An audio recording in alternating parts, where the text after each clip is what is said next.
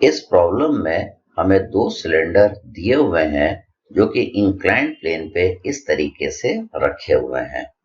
इन दोनों सिलेंडर का वेट और रेडियस अलग अलग है और हमें बोल रहा है फाइंड ऑल द रिएक्शन। तो देखिए पहले हम ये देख लें रिएक्शन कहाँ कहाँ मिलेगी। तो देखिए रिएक्शन हमको पॉइंट ऑफ कांटेक्ट पे मिलती है। तो ऊपर वाले सिलेंडर के लिए देखिए दो पॉइंट ऑफ कांटेक्ट आपको नजर आ रहे हैं, एक तो इधर और दूसरा आपको इधर नजर आ रहा है। नीचे वाले सिलेंडर को देखिए, यहाँ पे तीन पॉइंट ऑफ कांटेक्ट रहेंगे, एक तो ऊपर वाले सिलेंडर के साथ, एक आपका इस वर्टिकल वॉल के साथ, एक आपका इंक्लाइंड प्लेन के साथ। तो देखिए नीचे वाले सिलेंडर में चूंकि तीन पॉइंट ऑफ कांटेक्ट है, मतलब यहाँ पे तीन अननोन है, और ऊपर वाले सिलेंडर पे दो पॉइंट ऑफ कांटेक्ट है, इसलिए यहाँ पे दो अननोन है। तो पहले हम ऊपर वाले सिलेंडर का फ्री बॉडी डायग्राम बनाएंगे क्योंकि यहाँ पे खाली दो ही अननोन है। तो ऊपर वाले सिलेंडर का फ्री बॉडी डायग्राम बनाने के लिए सबसे पहले हम ऊपर वाले सिलेंडर का वेट लगाएंगे। कहाँ लगाएंगे? सीजी पर लगाएंगे। कैसा लगाएंगे? वर्टिकली डाउनवर्ड लगाएंगे। तो ऊपर वाले सिलेंडर का हमें वेट दिया हुआ है, कितना दिया है? 500 न्यूटन। अब नीचे वाला सिलेंडर ऊपर वाले सिलेंडर पे फोर्स लगाएगा। वो फोर्स कैसा लगेगा? वो फोर्स देखिए नीचे वाले सिलेंडर के सीजी से चालू होगा और ऊपर वाले सिलेंडर के सीजी को जोड़ने वाली लाइन के अलोंग लगेगा। देखिए ये आपको फोर्स जाता हुआ नजर आ रहा है, इसको मैंने नाम दिया है R1। ध्यान दीजिएगा, हम पहले एक प्रॉब्लम इसी तरीके का किए थे जिसमें क्या था, दोनों सिलेंडर का डायमीटर या रेडियस क्या था? सेम था। तो अगर इन दोनों सिलेंडर का डायमीटर सेम रहेगा तो ये जो R1 लगेगा ये इस इंक्लाइंड प्लेन के पैरेलल लगेगा। अगर दोनों सिलेंडर का डायमीटर अलग अलग रहेगा तो ये R1 इस इंक्लाइंड प्लेन के पैरेलल नहीं लगेगा। तो देखिए हमें क्या करना है, इस R1 का एंगल निकालना है। पहले कहां से निकालना है? इस हॉरिजॉन्टल लाइन से निकालना है। तो देखिए मैं हॉरिजॉन्टल रेफरेंस लाइन ले रहा हूं और हम R1 का देखिए कौन सा एंगल निकाल रहे हैं। पहले हम R1 का पहले ये वाला एंगल थीटा निकाल रहे हैं। अगर देखिए ये R1 इंक्लाइंड प्लेन के पैरेलल रहता तो ये जो थीटा रहता है ये 30 डिग्री आ जाता, लेकिन R1 इंक्लाइंड प्लेन के पैरेलल नहीं है इसलिए ये थीटा 30 डिग्री नहीं आएगा। अब देखिए ये एंगल थीटा है, ठीक, तो ये जो एंगल है ये भी थीटा के जितना आएगा, मतलब ये दोनों एंगल क्या आएंगे? बराबर आएंगे। अब देखिए ये थीटा किस तरीके से निकालेंगे। अगर देखिए ये R1 इंक्लाइंड प्लेन के पैरेलल नहीं है और ये दोनों सिलेंडर इंक्लाइंड प्लेन के ऊपर रखे हुए हैं तो ये थीटा निकालने के लिए हमको थोड़ा सा कंस्ट्रक्शन करना पड़ता है। तो हम कंस्ट्रक्शन में क्या करेंगे, हम एक लाइन आइदर ऊपर वाले सिलेंडर के सेंटर से या नीचे वाले सिलेंडर के सेंटर से parallel to this inclined plane खींचेंगे। देखिए मैं ऊपर वाले सिलेंडर के सेंटर से एक लाइन खींच रहा हूं, ये जो लाइन में खींच रहा हूं ये इंक्लाइंड प्लेन के पैरेलल है। ये देखिए इंक्लाइंड प्लेन के पैरेलल है। जब इंक्लाइंड प्लेन के पैरेलल आप एक लाइन खींच लेंगे तो इस लाइन का जो एंगल इस हॉरिजॉन्टल से आएगा ये वाला एंगल इस 30 के बराबर होगा, क्योंकि ये दोनों एंगल कौन से हो जाएंगे? अल्टरनेट इंटीरियर एंगल्स हो जाएंगे। तो इस एंगल को हम लिख देंगे ये आपका 30 डिग्री है। अब देखिए हमको कौन सा एंगल निकालना है? ये वाला निकालना है, क्योंकि ये जो एंगल है वो इस एंगल के बराबर आएगा। तो ये एंगल हमको पूरा मालूम है 30 डिग्री। हम अब क्या करेंगे, ये वाला एंगल कैलकुलेट करने की कोशिश करेंगे। जब ये वाला एंगल आपको मिल जाएगा तो हम 30 में से इस एंगल को माइनस कर देंगे तो हमको ये वाला एंगल मिल जाएगा, तो ये एंगल इसके बराबर होगा। तो यहाँ पे देखिए हम थोड़ा सा कंस्ट्रक्शन कर रहे हैं, हम यहाँ पे इसको जोड़ दे रहे हैं। ये देखिए मैंने यहाँ पे इसको जोड़ दिया। जब हम जोड़ देंगे तो देखिए यहाँ पे एक ट्रायंगल बन रहा है, इसके सेंटर से इसका सेंटर प्लस यहाँ पे। तो हम क्या कर रहे हैं, इस ट्रायंगल का ये वाला एंगल निकाल रहे हैं। कौन सा एंगल? Alpha degree. अल्फा निकल जाएगा तो हमारा थीटा पता चल जाएगा। कैसे पता चलेगा?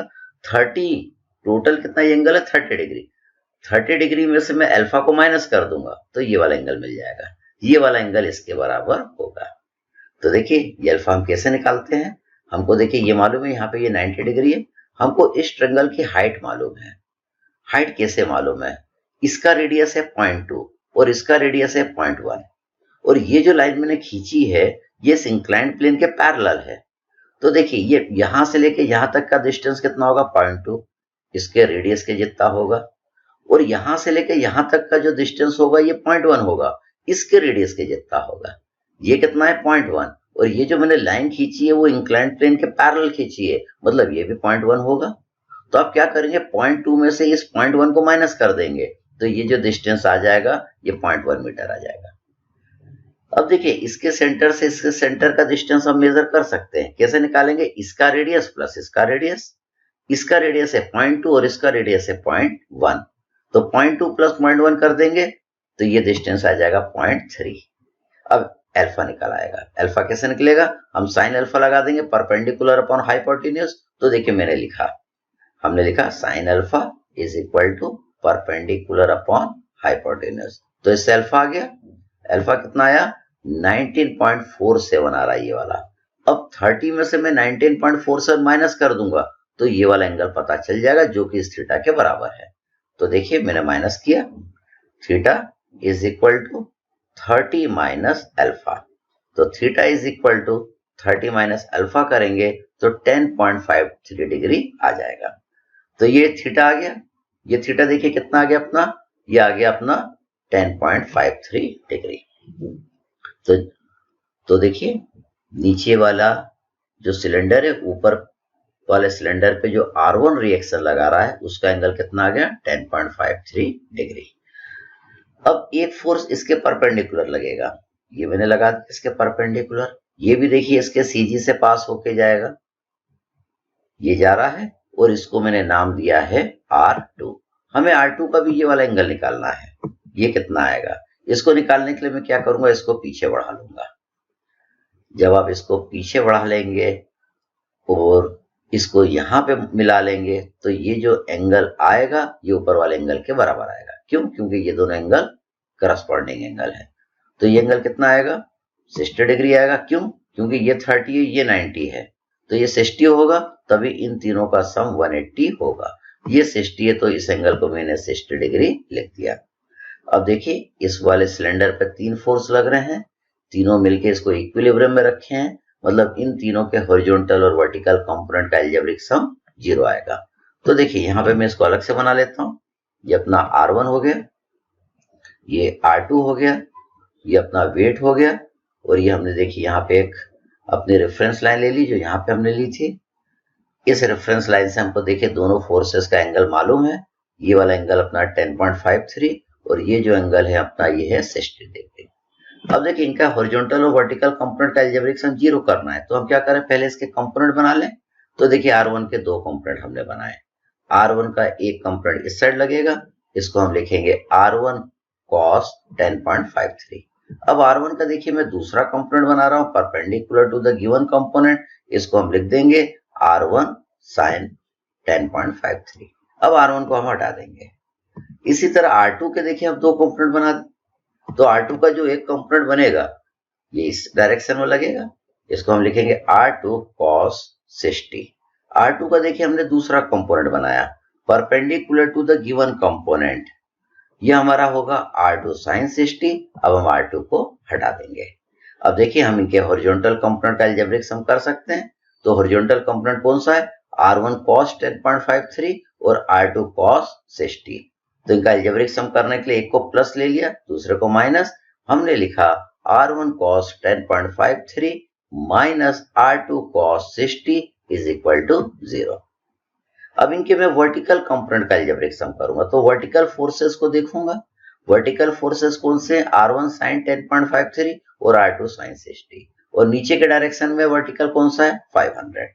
तो देखिए इनका वर्टिकल का मैंने अलजेब्रिक सम किया, तो मैंने लिखा R1 sin 10.53 plus R2 sin 60 minus 500 equal to 0।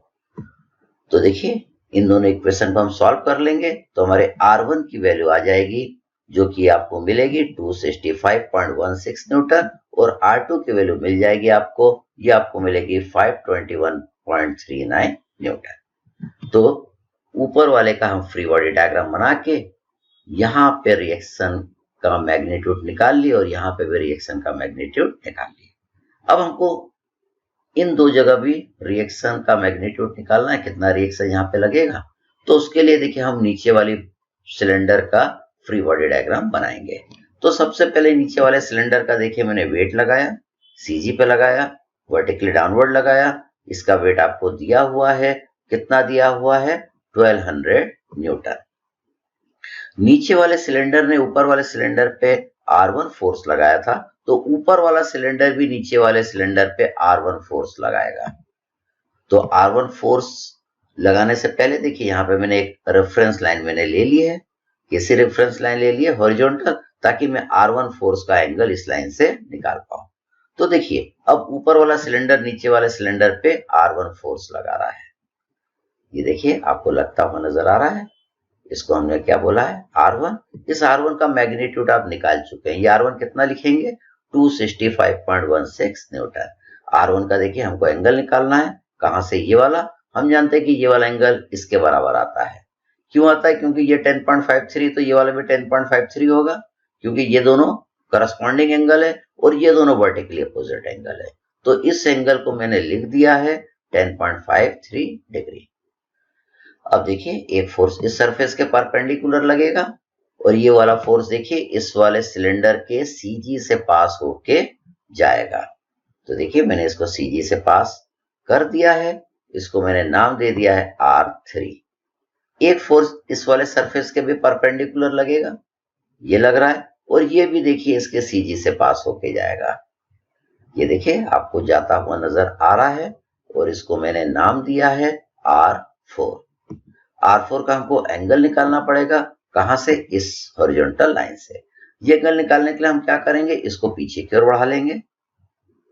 जब आप इसको पीछे की ओर बढ़ा लेंगे तो ये जो एंगल यहाँ पे आएगा ये ऊपर वाले एंगल के बराबर होगा। क्यों होगा, क्योंकि ये दोनों करस्पॉन्डिंग एंगल्स हैं। तो ये एंगल कितना आएगा, 60 डिग्री, क्योंकि इन तीनों का सम कितना होना चाहिए, 180 डिग्री। ये 60 है तो इसको भी हमने लिख दिया 60 डिग्री। तो देखिए इस पे ये चार फोर्स लग रहे हैं, ये चारों फोर्स मिलके इस वाले सिलेंडर को इक्विलिब्रियम में रखे हुए हैं। मतलब इन चारों फोर्सेस के हॉरिजॉन्टल और वर्टिकल कंपोनेंट का अलजेब्रिक सम 0 आएगा। तो देखिए इन चारों को मैं अलग से बना लेता हूं। ये आपको R3 लगता हुआ नजर आ रहा है, ये आपका R4 बन गया। ये देखिए ये R1 जिसकी वैल्यू हम निकाल चुके हैं, कितना निकाल चुके हैं, 265.16 न्यूटन। तो ये R1 की जगह मैंने वैल्यू पुट कर दिया और ये अपना वेट लग गया 1200 न्यूटन। इनके हम एंगल्स भी लिख देते हैं। तो ऊपर R4 का एंगल 60 डिग्री है और इसका R1 का 10.53 डिग्री। तो देखिए हमने इसके एंगल्स लिख दिए, इट इज 60 डिग्री और ये एंगल हमारा आ गया 10.53 डिग्री। इनके हॉरिजॉन्टल और वर्टिकल कंपोनेंट अलजेब्रिक सम 0 करना है, तो पहले इनके हॉरिजॉन्टल और वर्टिकल कंपोनेंट हम बना लेते हैं। तो देखिए R4 के मैंने दो कंपोनेंट बनाए। तो R4 का देखिए ये जो पहला वाला कंपोनेंट मैं बना रहा हूं इसको हम लिखेंगे R4 cos 60। R4 का देखिए हम ये दूसरा वाला कंपोनेंट बना रहे हैं, इसको हम लिखेंगे R4 sin 60। अब R4 को हटा देंगे। इसी तरह देखिए 265.16 न्यूटन के मैंने दो कंपोनेंट बनाए। थीटा वाला साइड हमारा cos थीटा होता है, तो ये कंपोनेंट हमारा होगा 265.16 cos 10.53। इसका देखिए मैंने दूसरा कंपोनेंट बनाया perpendicular to the given component, ये साइन वाला होगा। तो देखिए इसको मैंने लिख दिया 265.16 sin 10.53। अब देखिए मैं 265.16 को हटा देता हूं क्योंकि इसकी जगह हम कंपोनेंट बना चुके हैं। अब हम क्या करेंगे, इनके हॉरिजॉन्टल कंपोनेंट का पहले अलजेब्रिक सम करेंगे। तो हॉरिजॉन्टल फोर्सेस को देखेंगे। तो देखिए हॉरिजॉन्टल कंपोनेंट का मैंने अलजेब्रिक सम किया। हमने लिखा sigma H is equal to R3 minus R4 cos 60 minus 265.16 cos 10.53 equal to 0। अब मैं इनके वर्टिकल कंपोनेंट का अलजेब्रिक सम करूंगा तो वर्टिकल फोर्सेस को देखूंगा तो तीन वर्टिकल फोर्स लग रहे हैं, एक तो ये वाला और नीचे के डायरेक्शन में दो ये लगते हुए आपको नजर आ रहे हैं।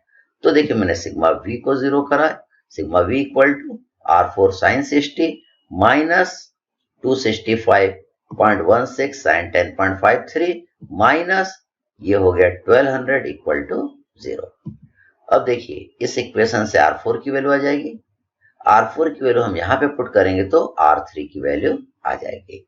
तो देखिए हमारा जो आंसर आएगा R3 की वैल्यू आपकी आएगी 981.48 न्यूटन और R4 की जो वैल्यू आपकी आएगी वो आएगी 1441.59 न्यूटन।